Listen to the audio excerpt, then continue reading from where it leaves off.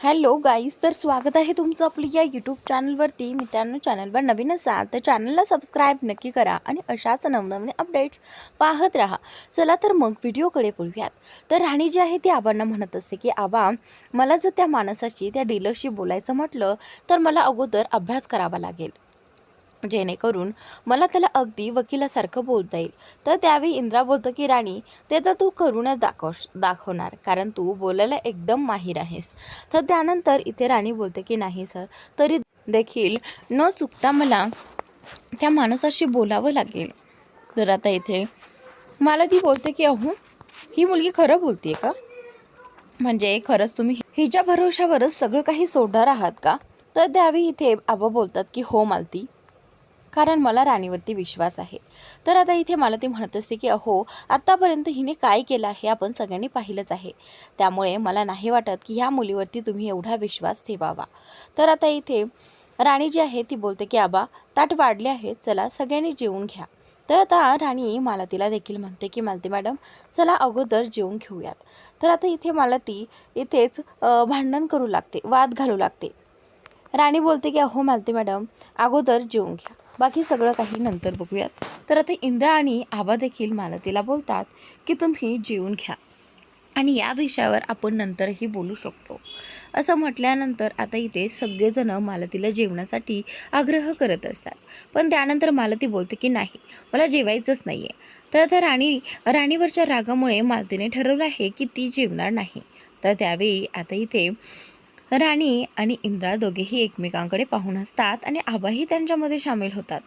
तर आता इंद्रा बोलतो की आबा, तसंही आज आईच्या आवडीची भाजी आहे आणि खरंच खूप छान झाली आहे बरं का भाजी. तर आता आबा बोलतात की हो, खरंच भाजी खूप छान झाली आहे राणी. आणि राणी, मी आज एक एक्स्ट्रा चपाती खाणार आहे बरं का. तर आता राणी बोलते की हो आबा, घ्या ना पोळी. तर त्यानंतर इंद्रा आणि आबा एकमेकांकडे पाहून इथे मालतीबद्दल असं काही बोलत असतात, जेणेकरून मालतीने जेवणासाठी बसावं. तर आता तरीही इथे राणी बोलते की मालती मॅडम, तुम्ही राग सोडा आणि प्लीज जेवायला बसा. तर आता इथे मालतीला वाटतं की आता मी जर जेवली नाही तर सगळं काही संपून जाईल आणि तसंही मला खूप भूक लागली आहे आणि माझ्या आवडीची भाजी आहे. तर आता इंद्रा बोलतो की राणी, जर तुला भूक लागली तर तू मध्येही ही भाजी खाऊन घेशील ना? तर आता राणी ही हो बोलते. त्यानंतर मला तिच्या लक्षात येतं की नाही, आता जर मी जेवली नाही तर मला उपाशीच राहावं लागेल. तर असा विचार करून मालती जी आहे ती लगेचच खाली बसते आणि खाली बसल्यानंतर इंद्रा आणि आबा देखील तिच्याकडे पाहू लागतात आणि एकमेकांकडे पाहून हसू लागतात. तर आता मालती बोलते की तुम्ही दोघे काय पाहताय आणि हसताय? गप्प समोर वाढलेल्या ताटातलं खाऊन घ्या. तर त्यानंतर मालती बोलते की ते काय आहे ना, ताट वाढून ठेवलं आहे आणि मला असं वाटतंय की अन्नाचा अपमान होऊ नये म्हणून मी जेवायला बसावं आणि म्हणूनच मी खरं तर जेवायला बसली आहे. तर आबा बोलतात की ठीक आहे ठीक आहे, बसा आणि खाऊन घ्या. तर आता इथे खरं तर मालतीच्या पोटात अगदी भूक लागलेली असते म्हणून ती बसलेली असते. तर आता इकडे विक्रांत आणि उर्मिलाचं काहीतरी बोलणं चाललेलं असतं. उर्मिला म्हणत असते की तू सगळं काही मला एका पेपरवरती लिहून दे, माझा तुझ्यावरती विश्वास नाही, तू कधीही पलटू शकतोस. तर आता विक्रांत बोलतो की ठीक आहे, तुला हवं आहे ना मी सगळं काही लिहून द्यावं, तर ठीक आहे, मी तयार आहे. तर आता विक्रांतने तिच्या हातात हात दिला आणि बोलतो की डन. तर आता इथे उर्मिलाने देखील त्याच्या हातात हात मिळवला. तर त्यानंतर इकडे आता राणीला अभ्यास करायचा असतो, म्हणूनच इंद्राने ठरवलं आहे की तो तिला कामामध्ये मदत करणार. तर त्यानंतर त्याने पडलेली भांडी घासायला घेतली. तो भांडी घासतच असतो. राणीने मात्र त्याला नकार दिला असतो की प्लीज तुम्ही असं काही करू नका, मी करेल नंतर. तर आता इंद्रा बोलतो की राणी, तू तुझा अभ्यास कर आणि मला हे करायला काहीच वाटणार नाही, प्लीज तू तुझा अभ्यास कर आणि मला हे करू देत. तर त्यानंतर राणीला वाईट वाटत असतं की सर हे सगळी कामं करतात. राणी म्हणत असते की प्लीज सर नका करू, जर मालती मॅडमने पाहिलं तर काय होईल तुम्हाला कळतंय ना. तर त्यावेळी इंद्रा बोलतो की नाही, काहीही होणार नाही, तू तुझा अभ्यास कर, मी हे सगळं करू शकतो. तर त्यानंतर राणी जी आहे ती तिचा अभ्यास करायला गेली. तर आता इकडे तेवढ्यातच इंद्रा भांडी घासत आहे आणि भांडी वाजत आहे. हे ऐकून आता ही मालती जी आहे ती घराबाहेर येते. आल्यानंतर तिला दिसतंय की राणीच्या हातात पुस्तक आहे, पण भांडी तर वाजत आहे. तर त्यावेळी ती विचारते की माझा इंद्रा कुठे आहे. तर आता राणीला कळत नाही की काय उत्तर द्यावं. जर तिने सांगितलं तर मालती मॅडमला ते दिसतील, म्हणूनच आता राणीची तोतरी वळते. आणि तेवढ्यातच मालती जी आहे ती पुढे पुढे जाते, कारण तिला भांड्यांचा आवाज येत असतो. पुढे गेल्यानंतर तिला दिसतं की इंद्रा स्वतः भांडी घासत आहे. हे पाहताना आता तिला खूप मोठा धक्का बसतो आणि लगेचच ती इंद्राकडे जाते. तर आता राणी मालतीला आवाज येत असते पाठीमागून. इकडे इंद्र भांडी घासतोय हे ती पाहत असते आणि ती लगेचच म्हणते की इंद्रा, तू हे काय करतोयस, तुला कळतंय का? तर त्यावेळी आता लगेचच मालती इंद्राचा हात धरून त्याला पुढे ओढते आणि बोलते की उठ इथून. हे तू का करतोयस इंद्रा, तुला कळतंय का तू काय करतोयस? असं बोलून आता मालती त्याच्यावरती राग काढत असते. इकडे राणीला आता खूप टेन्शन येतं की आता तिचं काहीच खरं नाही आहे, कारण मालती मॅडमचा राग कसा आहे हे तिला माहीतच असतं. तर त्या मालतीने इंद्राला हाताला धरून राणी समोर आणलेला आहे. इंद्र तसाच ते ताट घेऊन आलेला असतो आणि मालती लगेचच ते ताट फेकून देते आणि बोलते की हे करायची काय गरज होती इंद्रा? या मुलीमुळे तू काहीही करतोयस. हिनेच तुला सांगितलं असेल ना भांडी घासायला. हीच तर सांगते तुला सगळं काही. तुला लाज वाटत नाही का माझ्या इंद्राला असं काम सांगताना?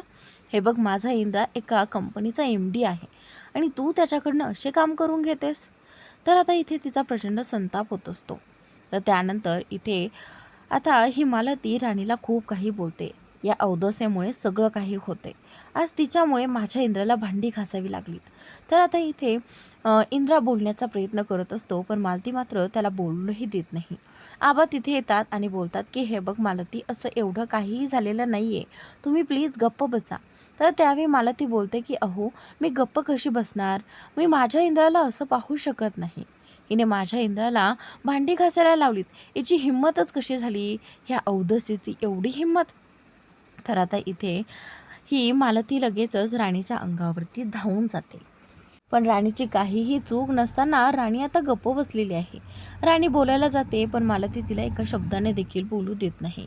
तर मालती तिला जाब विचारत असते की तू का का असं करतेस? हे बघ, तू तुझं पुस्तक घेऊन मिरशील आणि माझ्या इंद्राला कामाला लावशील, हे मला अजिबात चालणार नाही हां.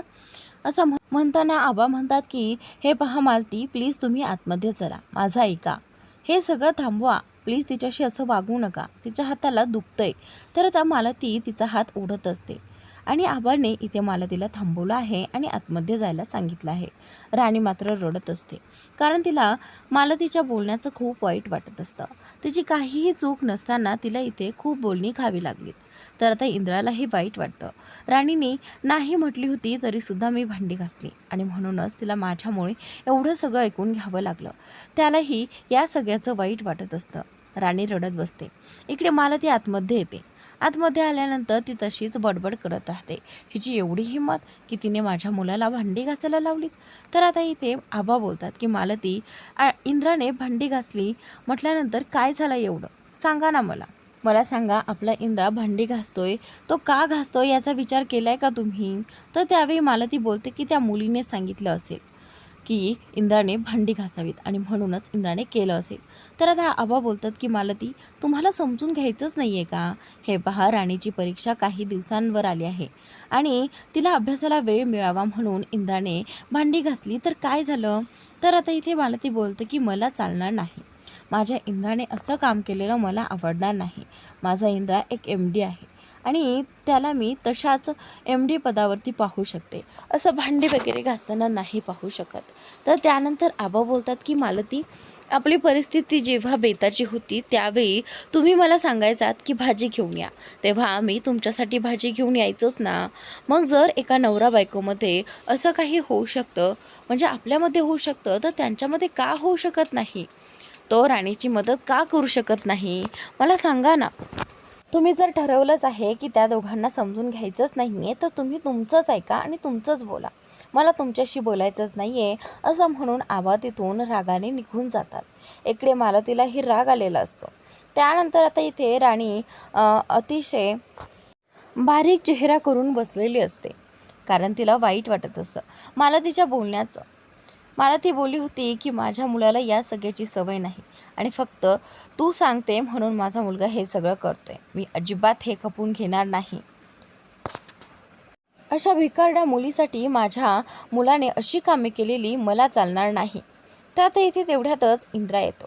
राणी जो विचार करत असते तो इंद्राकडे पाहून ती तो विचार करण्याचं थांबवते. इंद्रा बोलतो की राणी, हे बघ काय झालंय, प्लीज अशी शांत बसू नकोस ना. तर तेवढ्यातच राणी उठते आणि बोलते की सर, मी तुम्हाला सांगितलं होतं ना की तुम्ही हे काम करू नका. तर त्यावेळी आता इंद्रा बोलते की राणी, हे बघ, तुला जास्त विचार करायची गरज नाही आहे. आईला काहीही वाटू देत, पण मी करणार.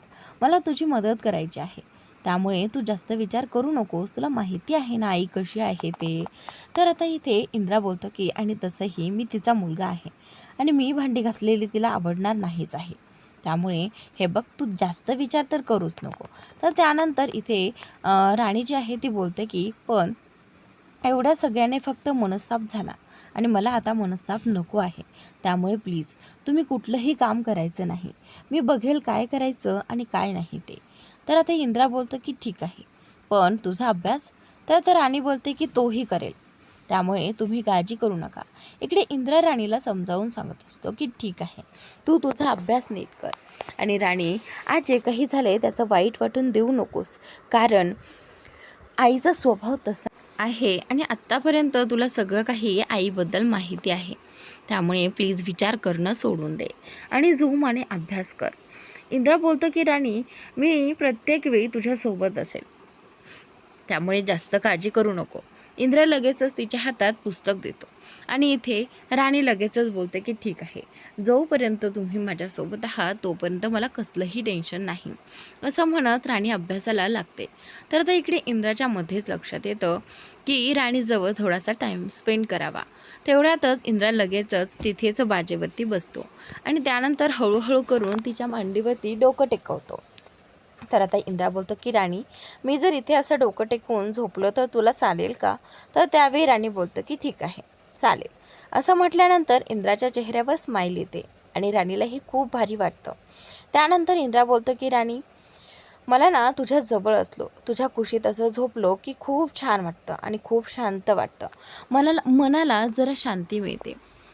कधीतरी मलाही या शांततेची गरज असते राणी, आणि म्हणूनच मी तेव्हा तेव्हा तुझ्या जवळ येतो.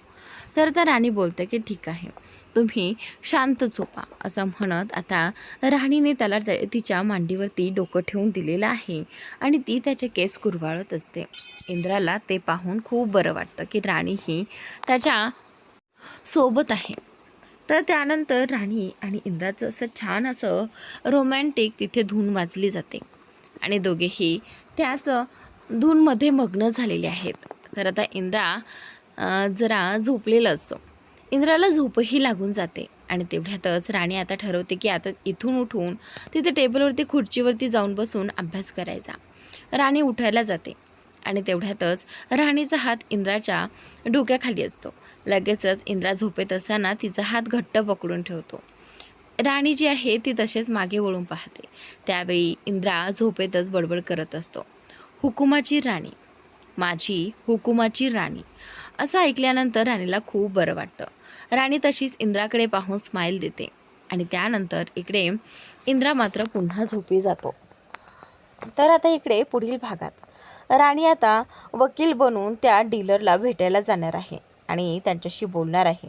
इंद्राने तिला फुल सपोर्ट दिलेला आहे. तर आता राणीने पहिल्यांदा त्या डीलरशी भेट घेतली आणि त्यावेळी तो विचारू लागतो की तुम्ही कोण. त्यावेळी राणीने अगदी थाटात तिची ओळख करून दिली, राणी इंद्रजित महाडिक, आणि ती वकील आहे हे देखील सांगितलं. इकडे हा विक्रांत त्या डीलरची वाट पाहत उभा असतो, कारण तो कधी येणार आणि कधी एकदा त्यांची डील होणार यासाठी तो वाट पाहत असतो. विक्रांत बोलतो की आणखीन हा डीलर कसा नाही आला. तो इकडे तिकडे पाहत असतो, पण त्याआधी राणी त्या डीलरशी भेटणार आहे आणि त्यांच्याशी बोलणार आहे. तर नक्की हा डीलर राणीचं ऐकेल का, राणीवरती विश्वास ठेवेल का, हे पाहणं खूप रंजक ठरणार आहे. तर मित्रांनो, पुढील भाग नक्की पहा. राणी कशा प्रकारे बोलते त्या डीलरशी, खरंच तिला ते जमेल का, हे पाहणं उद्याच्या भागात खूपच रंजक ठरणार आहे. तर नक्की पहा आणि चॅनलला सबस्क्राईब मात्र नक्की करा.